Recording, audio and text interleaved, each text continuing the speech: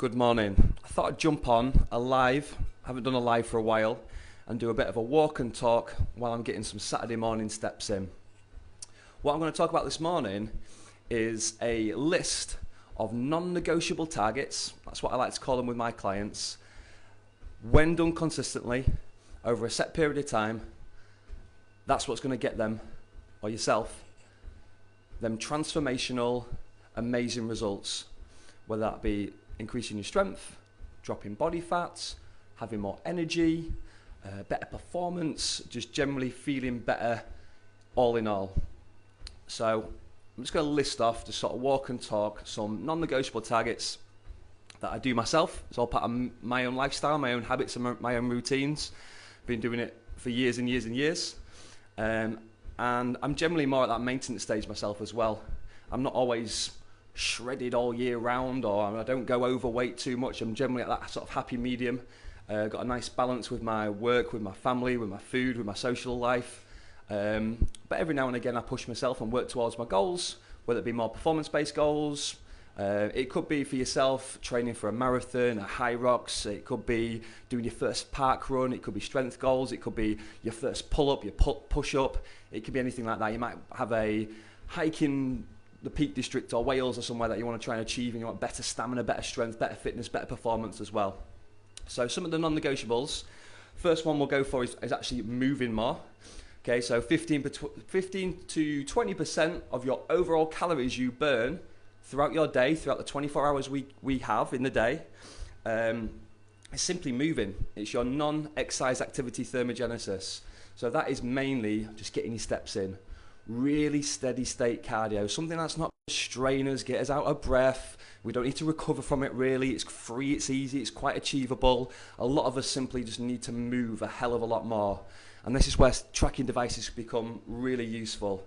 Okay, we need to be using these things in the modern world and tracking your steps, tracking your movements, and making sure you get enough steps in. Now, I've got clients that maybe don't always get a lot of steps in, but they move in other ways as well. So also don't forget about things if you're doing a spin class, if you're doing cycling, if you're going swimming, if you're quite active with your kids, but you may be like, playing with them and up and down the stairs, or even things down to housework and parking a bit further away from the shops, taking the stairs. It can be doing housework like the hoovering, the cleaning, cutting the grass, DIY, gardening. And simply like a bit like what I'm doing now. I'm on my walk pad at the moment getting some steps in, which is walking, but even just standing and moving a little bit more, talking with my hands. You'll often find them more sort of twitchy, fidgety people are often sort of a little bit more active throughout the day. If you're office-based as well, it's things like go fill up your water bottle, get off your desks, think about your posture, have a little bit of walk around the office, go get a quick drinks break or go to the toilet, things like that as well. So one of the big ones is set yourself a target. It's measurable, it's free, it's easy. Step targets. Doesn't have to be the magic 10,000 steps. Okay, there's nothing magical about 10,000 steps. Everyone's got different sort of start points. 10,000 steps might be too easy, achievable for you. You might have dogs, you might walk the dogs, you might have an active job, you might be a postman or post lady. You might be getting enough steps in already, but you might be able to push them steps up a little bit more and set yourself a bit of a challenge, a bit of a target. It's nice to have a challenge and have a goal to work towards.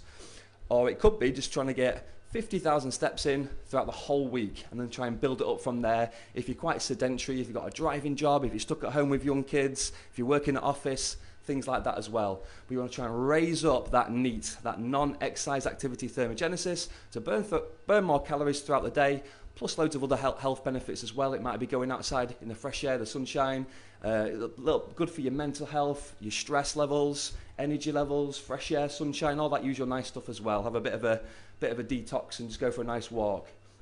Okay, the next one is strength training. I'm probably the biggest advocate around, especially for females, when it comes to strength training. Most of my clients will come to me and they'll want fat loss goals, but they'll also mention toning. Okay, I don't think a lot of people understand what it means to tone. Like, tone's a bit of a made up word. Tone means reduce body fat while maintaining muscle. Because you're not going to look toned if you lose your muscle as well, are you? You're going to look skinny, you're going to look weak, you're going to look frail. You're probably not going to enhance your figure, your shape. So when it comes to toning, we need to be lifting weights. Okay, toning is maintaining or even building a little bit of muscle tissue to tone, to shape, to tighten, to strengthen, and look good once you've revealed your muscle and lost the body fat. We want to be improving body composition, which means dropping the body fat, the stuff we don't want, like the rolls of stomach fat or the back fat or the bits behind your arms, or and things like that. Could be that double chin or the bit around the chub rub and the muffin tops or whatever you want to call it. It's all the terminology and things I hear from people all the time. We want to reduce the body fat, but then reveal and feel good afterwards the new muscle. Okay, and that's the whole toning and shaping element to it. Okay, if you go to a standard stretch and tone class or something like that, there'll be bands or there'll be hand weights, there'll be some sort of strength element in there as well. And a lot of the time it's not intense enough, and it's not a specific training program to suit you. It's a bit of a generic exercise class. Or if you're doing like a YouTube workout with a couple of 2K, 3K dumbbells at home, you think you're toning up your arms and you're out of breath and you're lifting these little hand weights. That's a great starting point, and that is exercise. That's all part of burning calories and feeling good. But it's not a progressive strength training program where we're actually going to get some decent results. Okay, so all my clients will follow either a home or gym workout where they're progressively lifting weights, okay, throughout a training block, and that's going to progress over time. And that doesn't always just mean lifting bigger weights. That can be improving your confidence, that can be improving your skill, that can be getting a good understanding of what you're doing, how you're moving your body, and even down to things like not just your muscle and not just burning fat, but things like your posture, your core balance, your coordination, your joint health, your bone density. It links into so much more than just burning some fat and strengthening up some muscle. Okay? Lifting weights is the key for longevity as well. When we think about our later years in life, when we're old and we want to be I think the saying is like the fittest person in the care home. Okay, we want to be able to fall and not break a hip and risk death. That's how serious it can be, like later down in life. Okay, and resistance training, strength training, shaping and toning, if you want to call it that, is the key to longevity. Okay, it's going to keep our skin tighter, we're going to be stronger, more energy, we're going to feel better, we're going to move more, we're going to be able to run up the stairs after the kids or the grandkids, all that sort of stuff. And that comes through strength training. And so many people still don't do it. And so many people, especially females, still think it's the whole bodybuilding, bulking, I don't want to get big, I don't want to get bulky, and it's a load of shit, to be honest. You should be strength training, okay? No matter what your goals are, building muscle, dropping fat, running a marathon, climbing a mountain, being active with the family, strength training should be a key pillar in your weekly routine. And we need enough frequency and enough volume. So that's like your sets, your reps, your weights, how many times you're showing up, and it all comes down to consistency, just like setting step targets as well. Okay, so it doesn't want to be just a quick 6-week program or something like that. You want to think about, I'm doing this for the rest of my life. Okay, you're strength training, you're being active. All these things aren't quick fixes. They aren't a program that you finish. Okay, it's not like a series of injection fat loss drugs that you're going to finish and then be amazing afterwards. It doesn't work like that.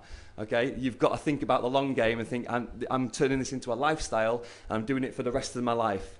Okay, so we've got movement there, we've got step targets, that's all measurable.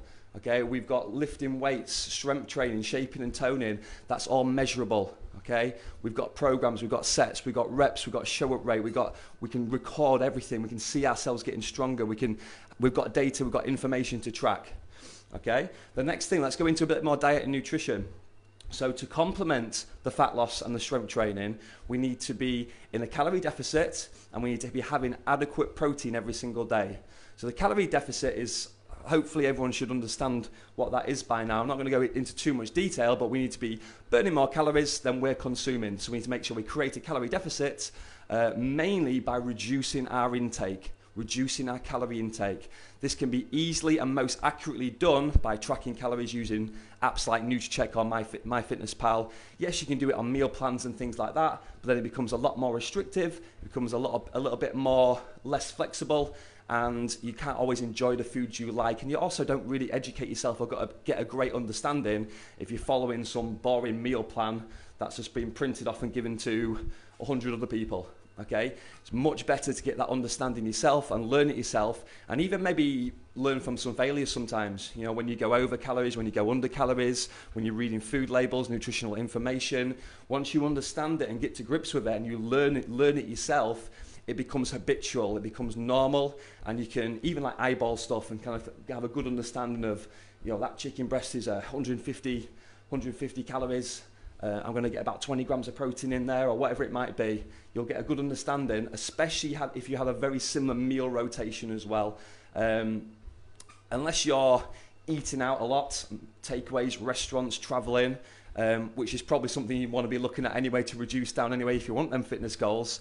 It should be very achievable and understandable when it comes to breakfast, lunch, tea, snacks, okay?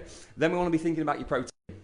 So I'm not going to go into calorie tracking too much. I can talk all day on calorie tracking and calorie deficits, but obviously that's a key factor. The only main factor is creating a calorie deficit through reducing calorie intake and increasing outputs, like I'm doing now, like getting my steps in.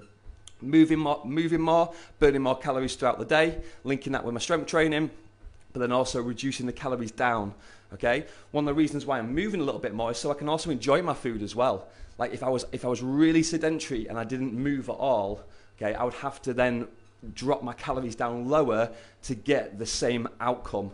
Okay, so yes, you can choose to have a more aggressive calorie deficit by having lower calories, but then it's going to be really hard to get your protein in.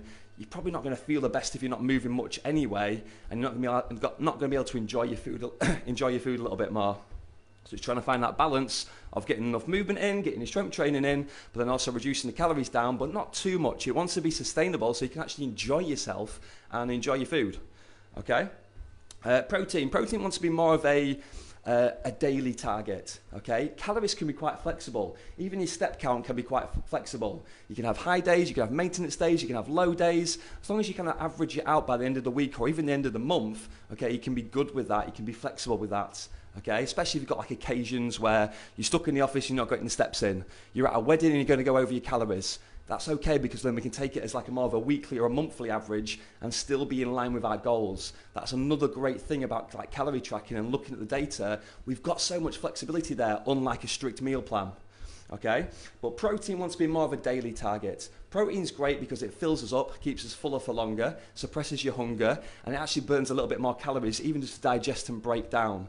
Okay, so if we're fuller for longer, if we're eating like low calorie, high protein dense products, like a chicken breast, like some tuna, like some protein, like Greek style yogurt and things like that, or even protein shakes and protein bars, and you've got chocolate mousses and all sorts of stuff nowadays.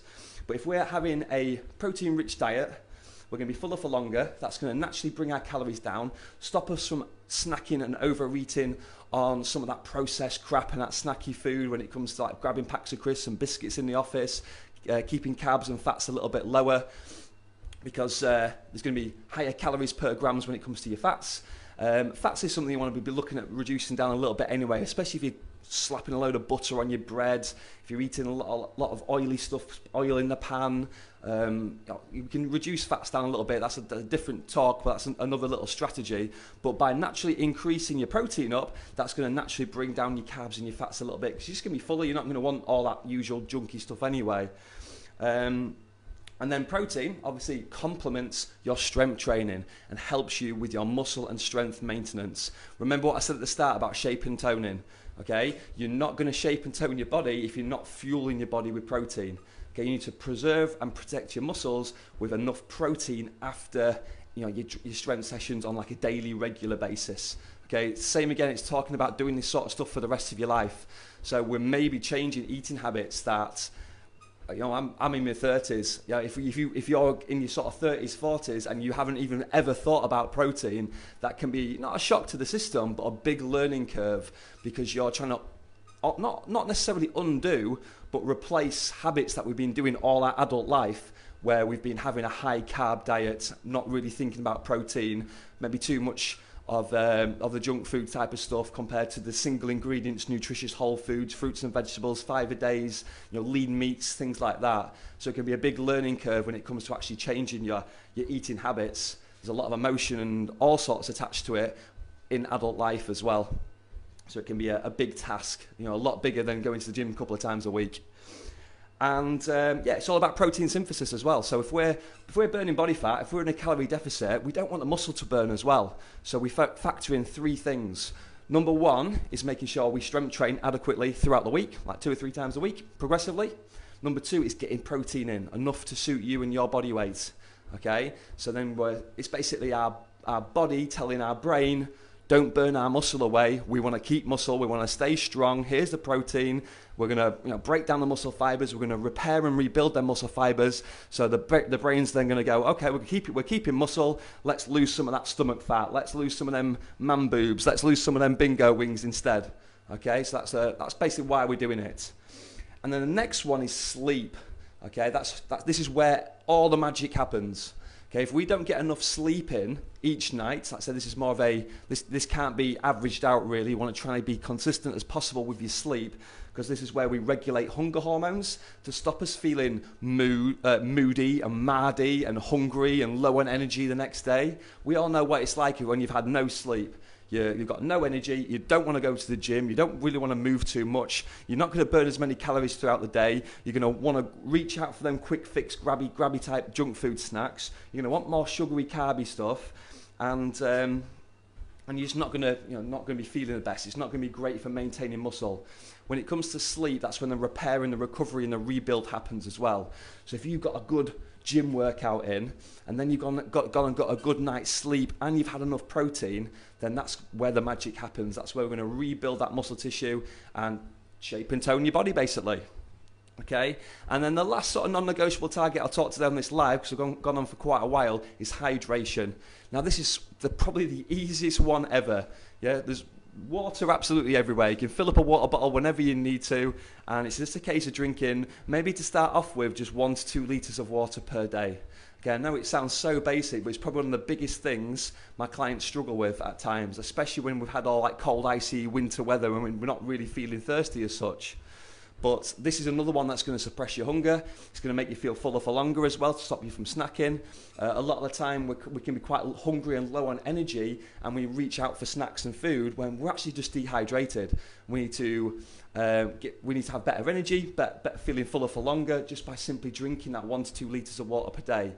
Then link all that together. I know I'm talking about like body fat, improving body composition, dropping body weight, but all this links into loads of other things as well. Physical health, mental health, and even things like your hair, your teeth, your skin, your nails, your brain. Yeah, all this links in with not just burning body fat and maintaining some muscle to feel a bit more confident in your clothes.